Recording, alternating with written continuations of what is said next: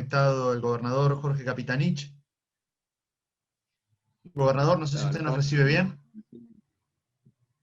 Un gusto saludarlo en el marco de este seminario. La seguridad es siempre social y se garantiza con empleo. Su participación es muy importante para nosotros desde el punto de vista del enfoque eminentemente federal que tiene este encuentro, y queríamos escucharlo en torno a esta temática y cederle la palabra en este momento. Y todas, muchas gracias compañeros y compañeras. La verdad es que yo quería ser muy breve, pero un análisis de carácter internacional, nacional y regional, digamos, de cómo nos está afectando esta situación. En primer lugar, esta pandemia puso al descubierto tres cuestiones esenciales. Primero, la informalidad laboral, la laxitud del financiamiento del sistema de seguridad social en el mundo y, obviamente, la precariedad de los sistemas sanitarios. Entonces, la evidencia es notoria. Cuando uno analiza el mundo con 7.500 millones de habitantes, cerca de 4.000 millones lo constituyen efectivamente la fuerza del trabajo. Pero la verdad es que la Organización Internacional de Trabajo establece que cerca de 500 millones de personas hoy están desempleadas en el mundo, una consecuencia devastadora de esta pandemia. Y en ese contexto, cerca de 2.500 millones de personas son trabajadores informales. Y la distribución de los trabajadores informales en el mundo es asimétrica. En África, cerca del 85%. En América Latina, hoy ya supera el 50%. En Europa y Estados Unidos, el 25%. En consecuencia, lo que uno observa claramente es que los problemas claves que tiene que ver con el problema clave del empleo tiene que ver con dos cuestiones. Primero, el aumento de la tasa de desempleo, el desempleo juvenil y la informalidad laboral. Las tres cuestiones generan un serio problema de financiamiento en el sistema de seguridad social. Eso hace que el sistema de seguridad social sea endeble, tenga una enorme laxitud y un problema serio de cobertura y de capacidad de financiamiento efectivo para resolver el problema de carácter social en distribución asimétrica de ingresos. Y en tercer lugar, obviamente, eso te pone al descubierto que el sistema sanitario tiene una precarización de carácter estructural. Entonces, la pandemia no afectó a todos de manera igualitaria. Ha perjudicado, como siempre, a los más pobres, a los excluidos. La pandemia ha afectado a los países con distribución del ingreso más equitativa. Y, obviamente, la pandemia ha afectado de una manera clara a aquellos sistemas sanitarios que tenían baja inversión relativa. Entonces, esto es un problema de naturaleza mundial. Y estos problemas de naturaleza mundial se están claramente agudizando en todos los países del mundo y nosotros lo vemos muy claramente. La diferencia entre el 2001 y 2002 para nosotros es que ahora tenemos un sistema de seguridad social mucho más extendido, a 21 millones de personas, y un Estado presente con capacidad de financiamiento para atender una problemática que aún haciendo un gran esfuerzo es insuficiente por la restricción externa y por la capacidad de financiamiento. Pero entonces, lo que nosotros nos pone en evidencia es que los problemas el tema del empleo tiene mucho que ver con la revolución 4.0, Internet de las cosas, inteligencia artificial, alta productividad del capital, pero sobre todo alta exclusión social. La economía del descarte, como dice el Papa Francisco, pero esto es un problema serio desde el punto de vista de empleo, empleabilidad, empleo juvenil y precariedad del financiamiento del sistema de seguridad social. Entonces, esto es un tema que requiere un nuevo paradigma desde el punto de vista del rol del Estado y de la capacidad de asunción de estos enormes esfuerzos que hay que hacer. Entonces, como esto da para largo, pero simplemente es un tema para ponerlo en discusión, a mí me parece muy importante que podamos discutir esto en la República Argentina. Con casi 45 millones de habitantes, con 21 millones de personas incluidas dentro del sistema de seguridad social, y con hoy 6 millones de personas que incluyen el empleo privado formal, y obviamente 11 millones de personas dentro de una población económicamente activa de 17 millones de personas, que efectivamente pueden formar parte de unos problemas serios que tenemos. Mayor tasa de desempleo, menor tasa de salario en forma relativa y obviamente un problema serio desde el punto de vista de capacidad de financiamiento sostenible y sustentable del sistema de seguridad social en base a contribuciones y aportes. Concretamente, en el año 2014 y 2015 nosotros siempre destacábamos el plan Procrear. ¿Por qué? Porque el plan Procrear tenía dos cuestiones. Primero, defendía el sistema de seguridad social con el Fondo de Garantía de Sustentabilidad de ANSES, se financiaban obras de vivienda, permitía acceso a la vivienda digna y generábamos dos derechos en simultáneo, el derecho a la vivienda digna y el derecho al trabajo de albañiles, trabajadores de la industria de la construcción. Ahora bien, eso significaba también un incremento de los aportes y contribuciones al sistema de seguridad social, porque al tener más trabajo y más trabajadores, un mayor volumen de financiamiento del sistema de seguridad social acrecentaba el Fondo de Garantía de Sustentabilidad y mejorábamos la cobertura del sistema de seguridad social. Con lo cual lo que estoy poniendo en evidencia es lo siguiente. Nosotros tenemos que generar las condiciones para que el sistema de seguridad social se fortalezca a partir del empleo de carácter formal. Y ahí es donde entra a tallar la economía popular y la prédica que ustedes establecen todo el tiempo. Hoy UTEP está organizada. Para mí es clave un régimen de corresponsabilidad gremial con base en UTEP, con el objeto de establecer que la economía popular, desde los cuidadores domiciliarios, desde el trabajo de residuos sólidos urbanos, hasta la producción de alimentos, hasta la producción de la industria de la construcción en materia de las cadenas de valor, hasta todo lo que significa la capacidad de construir las cadenas de valor de la economía popular, pueda tener una representación en el sistema de seguridad social. Esto es un tema clave, porque si nosotros no tenemos un sistema de seguridad social que se fortalezca a partir de las cadenas de valor de la economía popular, esto no es perfectamente posible hacerlo sin un rol claro y activo del Estado. Y lo podemos hacer porque tenemos el régimen de corresponsabilidad gremial, tenemos la ley, tenemos UTEP, tenemos la capacidad para que efectivamente eso exista como contribución y 4 millones de trabajadores, 5 millones de trabajadores de la economía popular pueden entrar en el sistema de seguridad social, que tengan su obra social, que tengan su cobertura para la jubilación, que tengan la capacidad efectiva de la cobertura a riesgo de trabajo. Me parece que ese es el gran desafío nuestro, es decir, lograr que la economía popular tienda a integrar a un proceso de carácter formal con otras modalidades cualitativas que reduzcan la informalidad laboral y que garantice un nuevo modelo de inclusión. O sea, acá de lo que se trata es un nuevo paradigma para la inclusión social, que fortalezca el sistema de seguridad social, que desarrolle una estrategia para garantizar los derechos a la educación, a la salud, a la seguridad y a la justicia. Me parece que eso es un tema clave. No quiero extenderme más con esto, pero sí me parece que esto es una discusión práctica, porque lo otro que hay que discutir realmente es un problema institucional profundo. Nosotros tenemos que debatir claramente el problema de la democracia republicana. Está agotado este modelo de democracia republicana en donde un poder judicial, que es un resabio monárquico, sea solamente la garantía de grupos corporativos minoritarios que se apropian del Estado para satisfacer sus propios intereses. La democracia llegó para instalarse, para cumplir claramente con el objeto central, que es el derecho a las mayorías populares. Y si efectivamente quienes tenemos que gobernar nos sujetamos claramente a la defensa de los intereses minoritarios, entonces no resolvemos los problemas de los derechos de las mayorías. Los derechos de las mayorías se tienen que transformar de potencia a acto.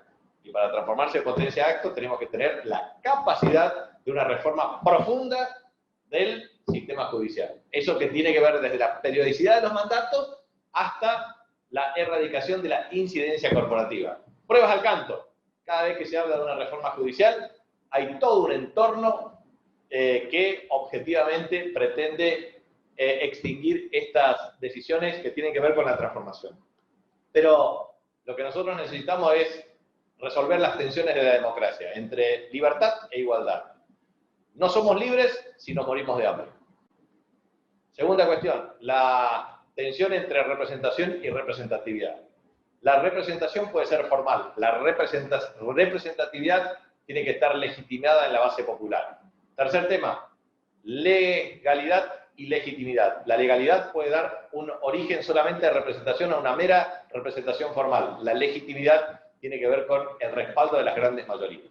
Entonces, construir un sistema de seguridad social fuerte requiere empleo y empleabilidad, y requiere democracia para las mayorías, y requiere claramente ejercicio efectivo de derechos.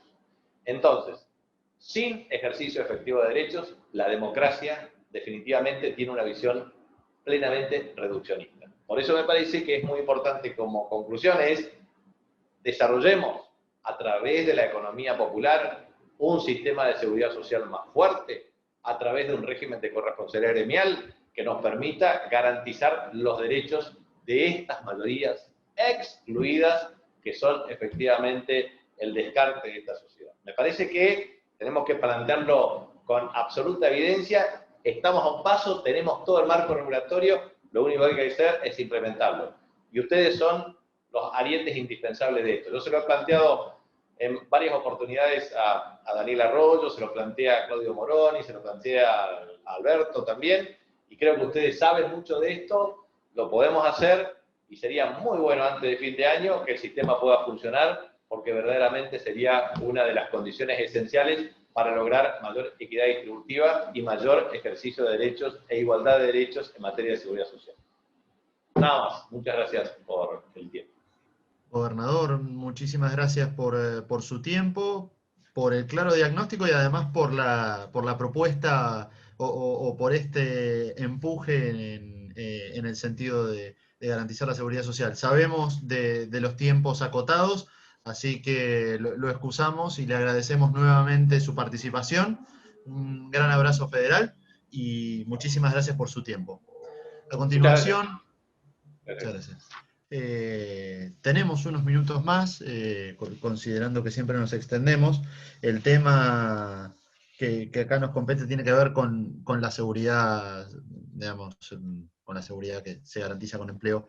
Pero específicamente, y porque lo trajo a colación el gobernador Capitanich fuertemente, y vos también, Pablo, ha sobrevolado el tema, a mí me gustaría atar este presente de hoy y hacer una pregunta a todos los ponentes. Voy recorriendo en orden, empiezo con el doctor Di Lorenzo. Brevemente, si pudiesen sintetizar en una o dos ideas, ¿cómo se imaginan la seguridad social de la pospandemia? ¿No? Algo que ha dado vuelta a lo largo de este panel, en el sentido de que, sin duda, esto que nos está pasando vino a modificar un montón de cuestiones en la sociedad. ¿Cómo se imagina la seguridad social, doctor? Yo siempre me imagino, y me la imaginé, la seguridad social como una forma de organización. O sea, no hay seguridad social si el país no está organizado. El problema que vivimos hoy es que estamos desorganizados. Argentina vivió 6 proyectos y un anteproyecto. El último anteproyecto es el que nos desorganizó y nos lleva a la disolución nacional. La primera forma de organización que tuvo la humanidad fue tener muchos hijos, la prole numerosa, para que los brazos más jóvenes sostuvieran a quienes perdían la capacidad de trabajar o la capacidad, o envejecían, perdían la fuerza y de sostener a la familia. Y lo que creo que el desafío que tenemos que enfrentar es transitoriamente recomponer las instituciones que tenemos, pero repensar las que debemos tener. Doy un claro ejemplo. Se nos convenció que era fantástico que los bancos administraran la seguridad social, la previsión social concretamente, y eso significó que en pocos años, en unos 12, 14 años, solamente de comisiones los bancos se quedaran con el equivalente a haber construido 2 ciudades enteras como la de La Plata. Se habla del déficit habitacional. Lamento que se haya desconectado por problemas técnicos de Gringo Castro, que plantea el tema de la vivienda. Un tema concreto, el costo de transición que tuvo la Argentina por la creación de las AFJP que fueron derogadas fue de aproximadamente entre 100 y 110 mil millones de dólares. Es decir, hoy no habría un argentino sin techo, sin vivienda, porque ese era el dinero que hacía falta para generar empleo, para generar vivienda, perdón, y solo el hecho de generar vivienda genera 4 puestos de trabajo. Digo, es un tema para discutir, pero es una punta y lo que tratamos en este seminario es de buscar en qué estamos de acuerdo, separar lo que estamos de desacuerdo y seguir pensando cómo conquistar un futuro que solamente se conquista organizados y hermanados. Walter Correa. A ver, la verdad, seguir con lo que plantea José Luis, me parece que esa es la línea. Destacar esto de lo importante de lo que plantea Humberto, ¿no? Esta visión internacional que que después la aterriza acá, ¿no? en la localía. Esta planificación, estas nuevas formas y nuevos sujetos que nosotros más que nada tenemos que estar abiertos al debate y a la discusión.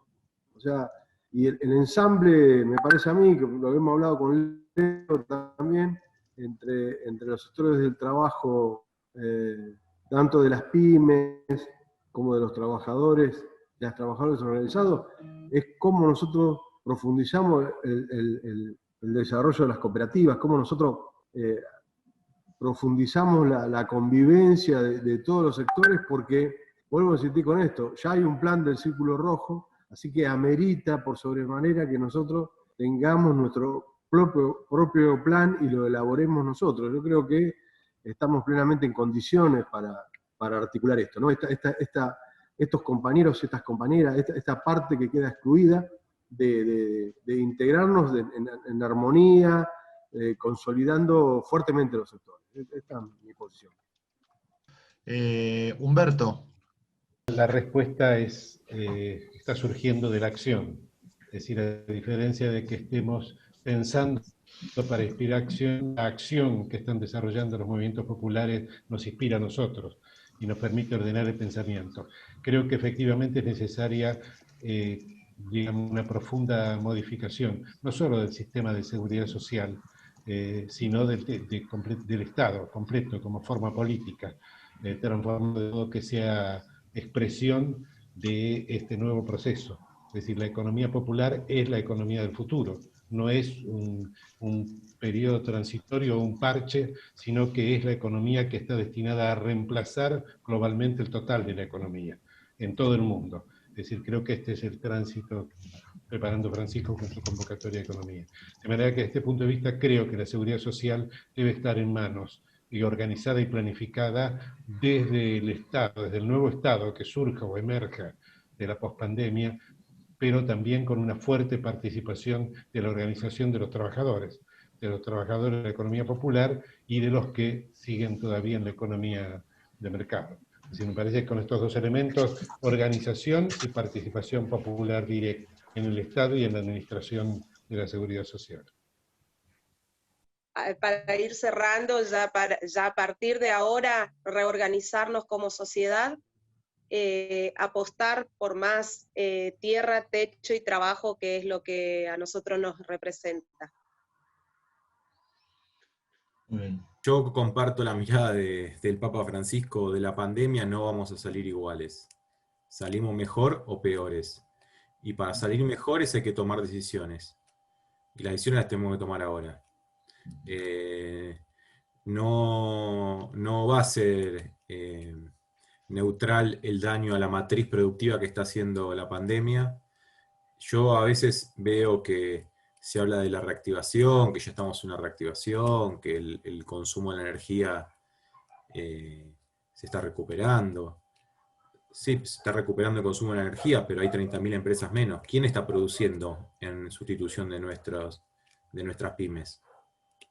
Entonces, yo veo una concentración de la producción, no una expansión por parte de unidades productivas nuevas, cooperativas, pymes, etc.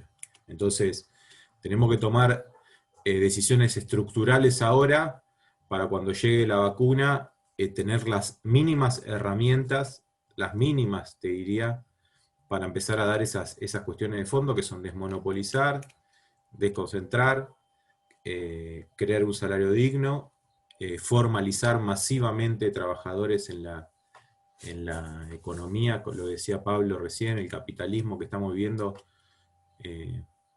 no genera ya más empleos genuinos, tenemos que repensarlo, y quedémonos con esta idea: hay que crear espacio para dar trabajo y crear nuevas pymes.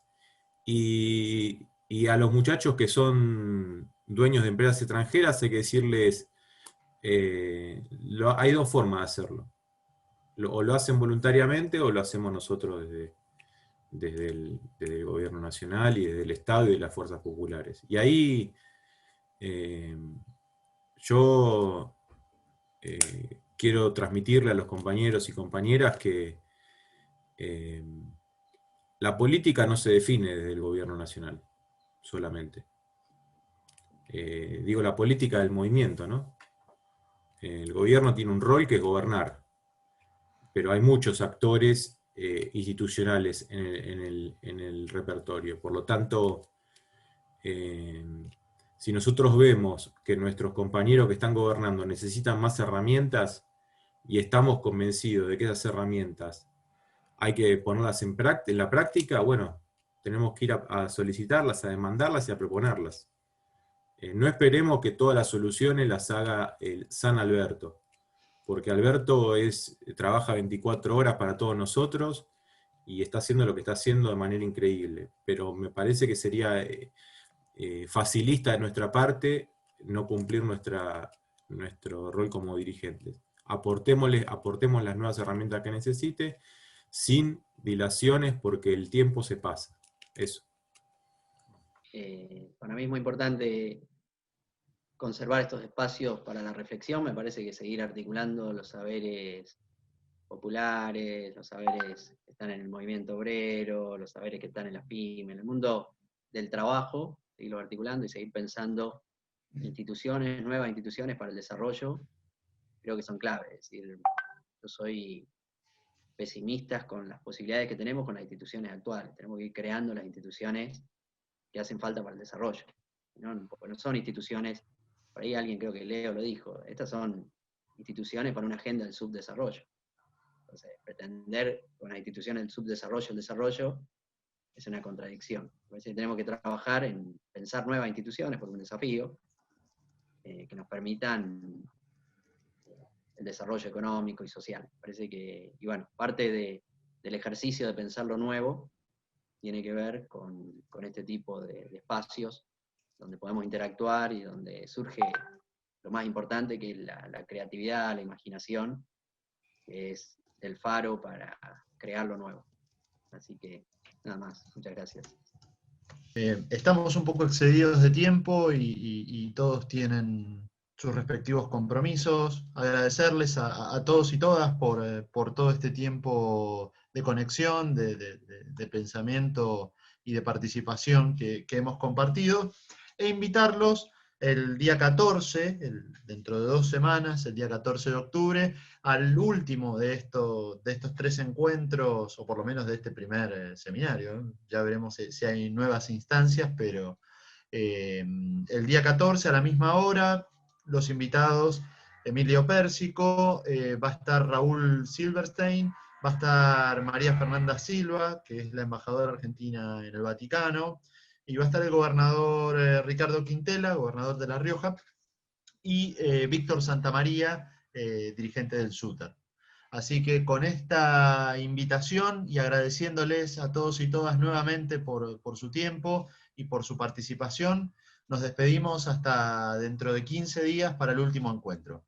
Pablo, José Luis, los artífices académicos y organizadores de este evento, a ustedes especialmente muchas gracias. Para mí ha sido un placer moderar, dar un poco los tiempos, y un privilegio escucharlos a todos y todas ustedes. Tengan ustedes una muy buena semana.